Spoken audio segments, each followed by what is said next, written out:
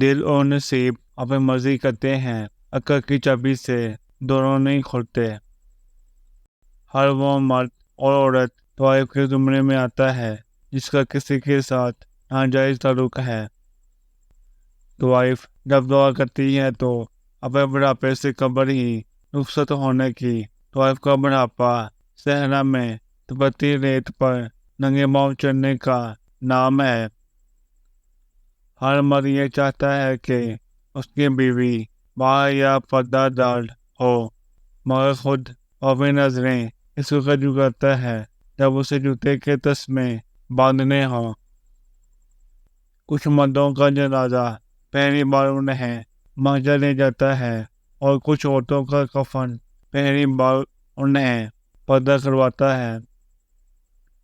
مرد ہو یا عورت، انسان چاہے کتنا ہی خوددار اور انا پرست کیوں نہ ہو، اپنے پسندیدہ شخص کے سامنے ہمیشہ ہار جاتا ہے۔ زندگی میں سمجھدار ہونے کے لیے ایک ناکام محبت کا تجربہ بھی بہت ضروری ہے۔ توبہ صرف گلٹ محسوس کرنے یا آئی ایم سوری کہنے کا نام نہیں ہے، یہ رشتہ بدلنے کا نام ہے۔ جو لوگ اندر سے جلتے نہیں وہ ایک بجھا ہوا سرد خانہ ہوتے ہیں، اور سرد صرف مردے ہوتے ہیں۔